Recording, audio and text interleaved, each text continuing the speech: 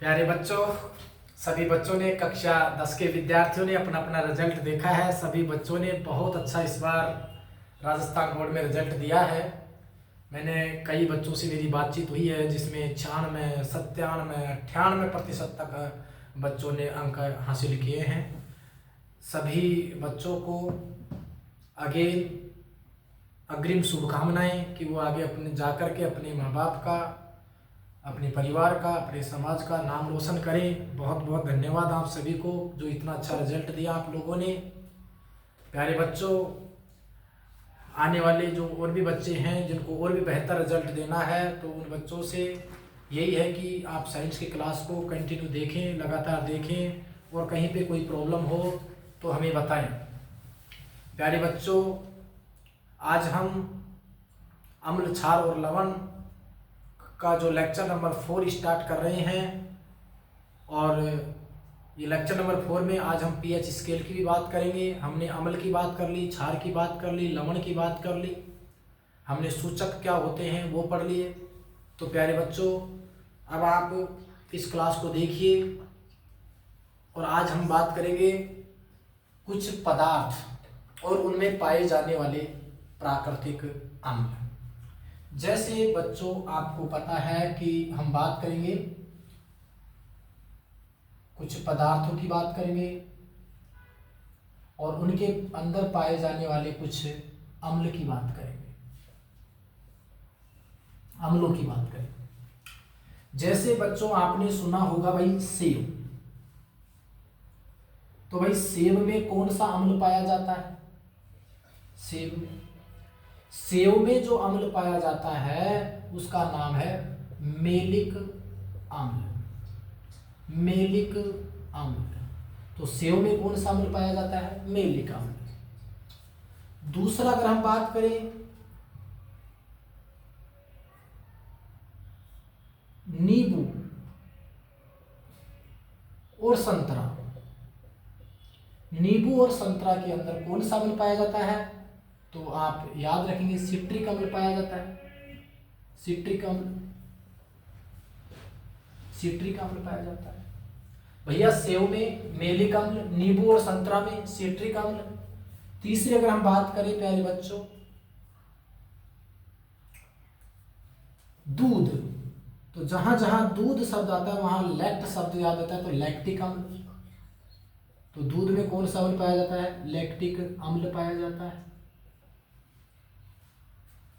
आगे हम बात करें प्यारे बच्चों, तो हम बात कर रहे हैं इमली की।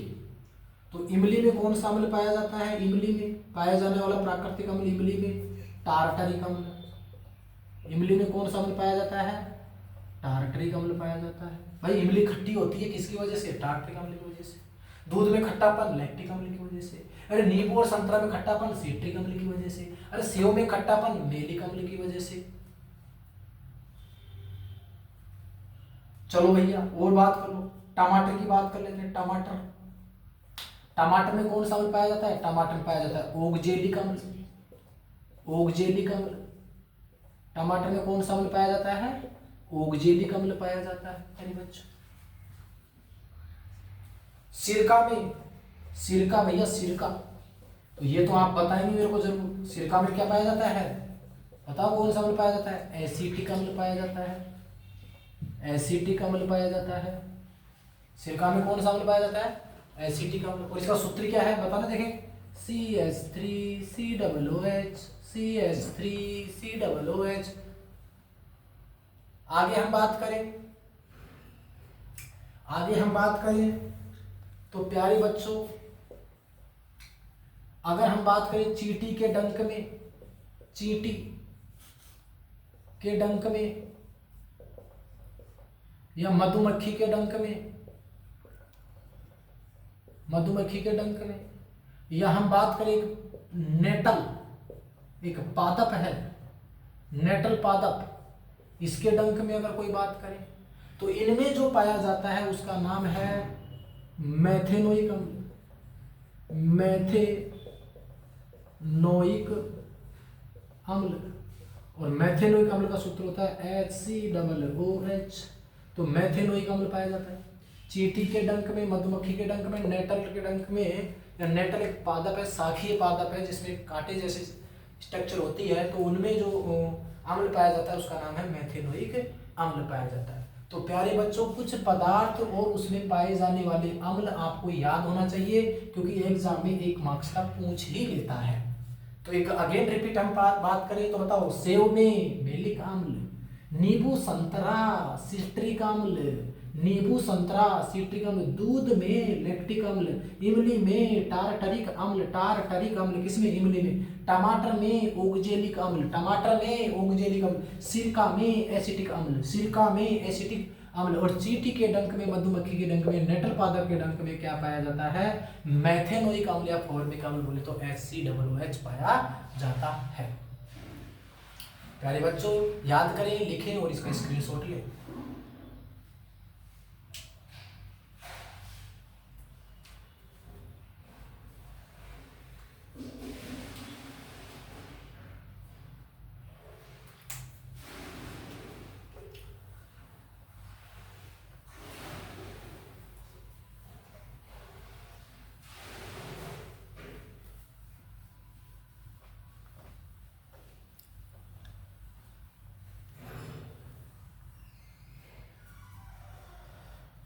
प्यारे बच्चों, आज हम बात करेंगे पीएच स्केल की। न्यू टॉपिक है, अच्छे से इसको देखना प्यारे बच्चों।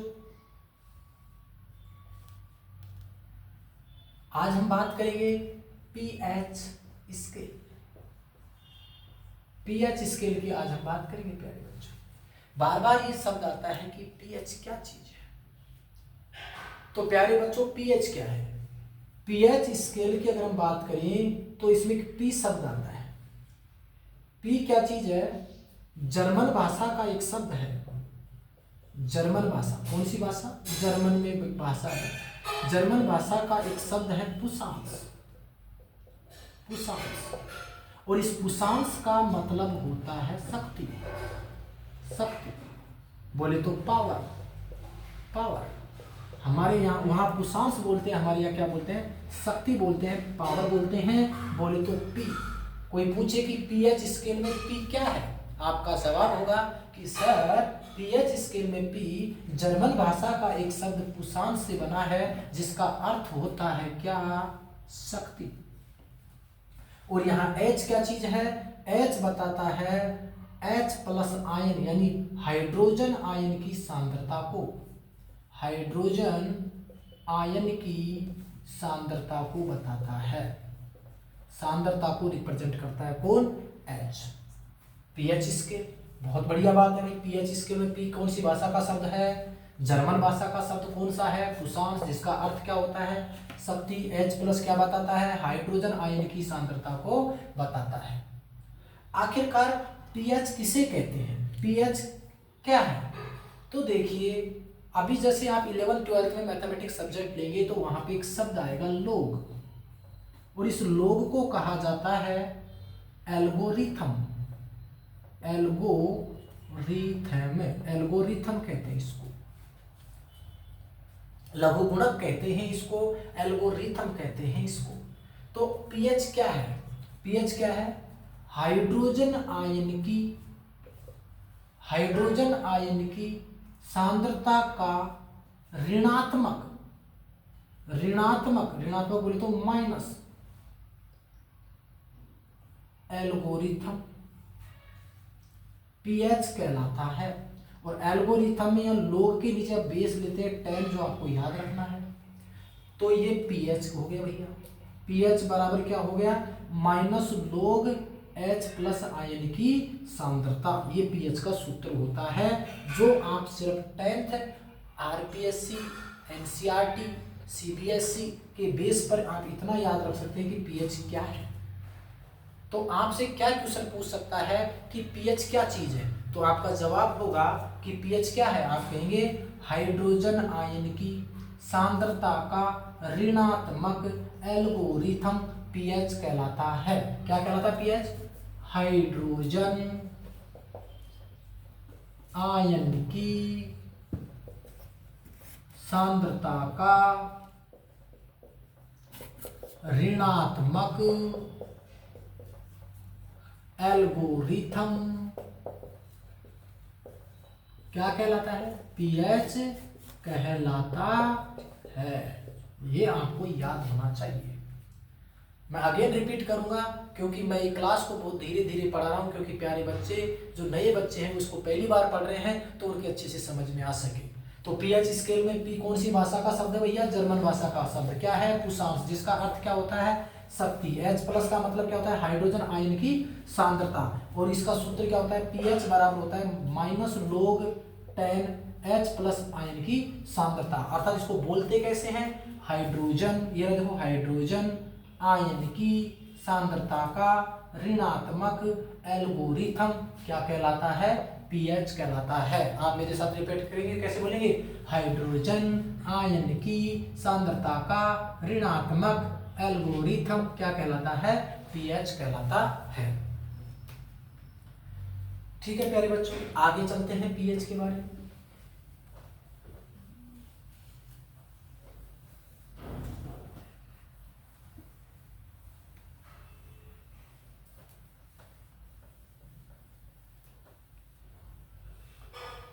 हमारे कोर्स में बच्चों कुछ पीएच मान होते हैं बेटा। क्या क्या पीएच मान होते हैं वो सुन लीजिए आप लोग। तो पहले तो पीएच का सूत्र बता दीजिए। क्या होता है भैया पीएच का सूत्र? पीएच बराबर माइनस का log बेस में 10 H प्लस आयन की सांद्रता। ये सूत्र आपको याद करना, बस आपसे ज्यादा नहीं पूछेगा, सब सूत्र वगैरह पूछ सकता है। अब पीएच कुछ विशेष तत्वों के पीएच मान होती है। सबसे पहले हमारे पेट में होता है जठर रस। तो सबसे पहले हम बात करेंगे जठर रस की। बताओ जठर रस की पीएच का मान कितना होता है? 1.2। जठर रस अम्लीय प्रकृति का होता है और इसका पीएच मान कितना होता है? 1.2। दूसरी हम बात करेंगे नींबू का रस। नींबू का रस, नींबू के रस की पीएच होती है 2.2। तीसरी हम बात करेंगे टमाटर का रस। टमाटर का रस ये एवरेज में लगभग बताते हैं 4.4। तो जठर रस 1.2, नींबू का रस 2.2, टमाटर का रस 4.4। और अगर हम बात करें दूध की या मूत्र की, तो दूध और मूत्र की जो है वो लगभग 6.2 के आसपास होता है पीएच मान। पीएच मान लगभग 6.2 के आसपास होता है। अच्छा भैया, तो भैया आसूत जल, प्योर वाटर, शुद्ध जल, आसूत जल, और आसूत जल का पीएच मान कितना होता है? 7। और एक ऐसा पीएच मान जो 7 से ना तो कम है ना 7 से ज्यादा है, फिक्स 7 होता है, उसे कहते हैं उदासीन। उदासीन कहते हैं उसको, न्यूट्रल कहते हैं उसको। अच्छा, उसके बाद में हम बात करेंगे रक्त की, और रक्त का पीएच मान होता है 7.4, जो कि क्षार में चला जाता है, जिसकी प्रकृति हल्की क्षारीय होती है। हल्की क्या होती है? क्षारीय। और ये सारी क्या है? अम्लीय है, क्योंकि 7 से कम वाले क्या कहलाते हैं? अम्ल। और 7 वाला क्या कहलाता है? उदासीन। और 7 से ज्यादा वाला क्या कहलाता है? क्षार। इसके अलावा मैंने आपको एक सूत्र लिखाया था MgOH का होल ट्वाइस। बताओ इसको किस नाम से जानते हैं? इसको किस नाम से जानते हैं? इसको जानते हैं milk of magnesia. Milk of magnesia बोलते हैं इसको। मिल्क ऑफ मैग्नीशिया के नाम से इसको जाना जाता है। मिल्क ऑफ मैग्नीशिया के अंदर पीएच मान इसका कितना होता है? 10 होता है। ठीक है, इनो में इस्तेमाल करते हैं ना इसको। हाँ जी गुरु जी। तो MgOH का होल ट्वाइस को क्या कहा जाता है? मिल्क ऑफ मैग्नीशिया कहा जाता है। और हम बात करें NaOH, NaOH को कहा जाता है कास्टिक सोडा। और कास्टिक सोडे का पीएच मान कितना होता है? 14 होता है गुरुजी, 14 होता है। तो ये कुछ विशेष तत्वों के अंदर, कुछ विशेष पदार्थों के अंदर कुछ विशेष अम्ल जो पाए जाते हैं, कुछ क्षार पाए जाते हैं, तो उनका पीएच मान कुछ इस प्रकार से होता है। एक बार रिपीट करेंगे सभी लोग मेरे साथ। जठर रस 1.2, नींबू का रस 2.2, टमाटर का रस 4.4, दूध या मूत्र का 6.2, आसूत जल का 7, रक्त का 7.4, मिल्क ऑफ मैग्नीशिया का 10, और भैया NaOH का कितना होता है? 14 होता है पीएच का मान। ये आप सभी बच्चों को बार बार से सुन करके इसको क्या करना है? याद करना है। आगे चलते हैं।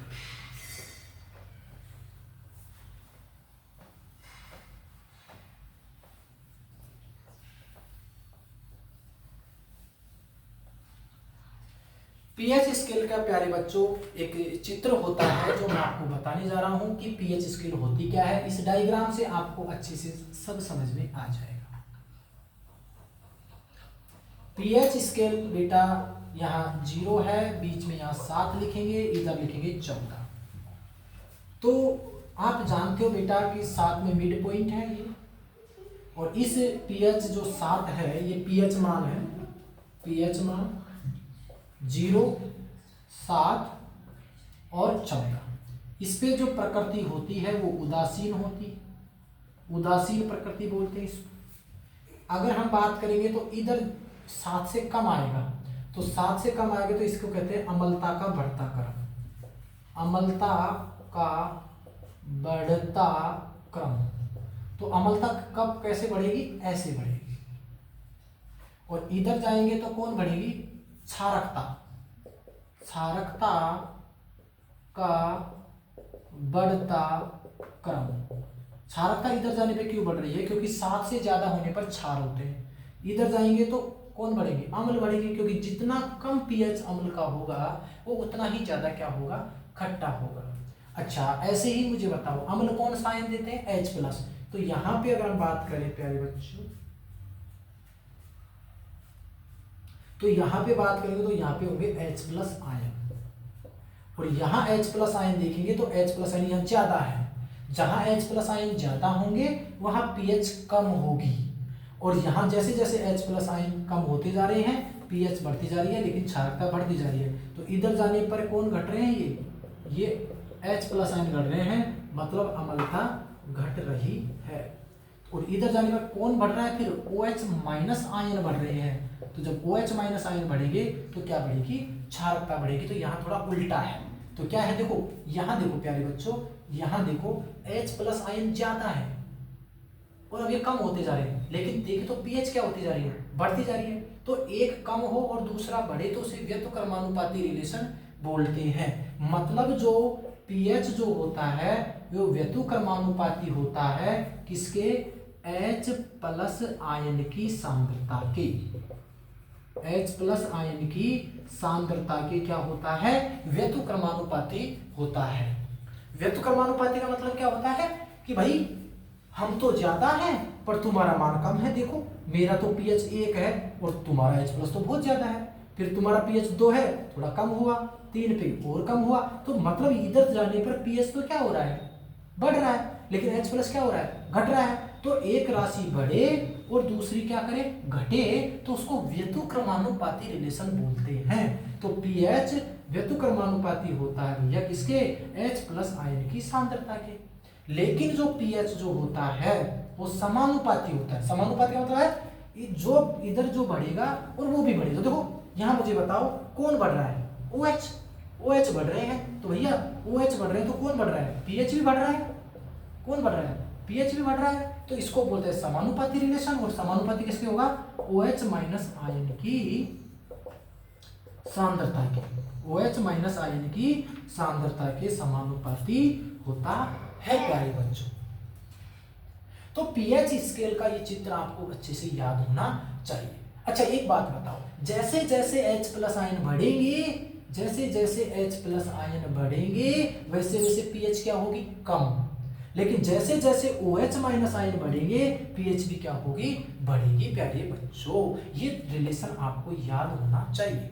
जैसे फॉर एग्जांपल मैं आपके सामने एक एग्जांपल लेता हूं, मैं आपके सामने एक एग्जांपल लेता हूं। जैसे यहाँ पे मैंने कहा कि एक तत्व है जिसकी पीएच 1.2 है, या एक पदार्थ भरा हुआ है जिसका पीएच 1.2 है। इधर भी एक डिब्बी है और उस डिब्बी के अंदर भरा है जिसकी पीएच 2.2 है। तो मुझे बताओ किसमें H+ ज्यादा होंगी।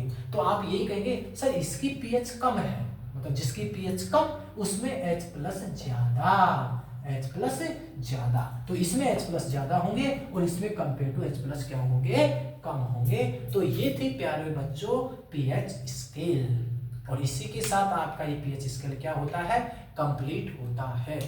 तो हमने क्या बताया, कुछ पदार्थ और उसमें पाए जाने वाले प्राकृतिक अम्ल, वो आप देखना। उसके बाद मैंने बताया पीएच। पीएच का मतलब पीपुसांस है, जर्मन भाषा का शब्द है जिसका अर्थ क्या होता है, शक्ति।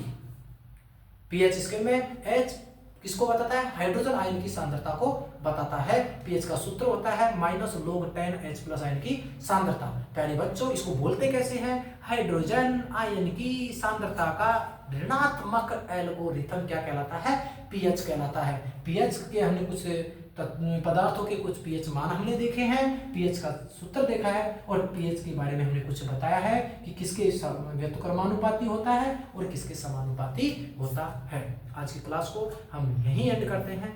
थैंक यू क्लास अच्छी लगी हो तो सभी के साथ ठोक के इसको लाइक करें और शेयर करें। Thank you class.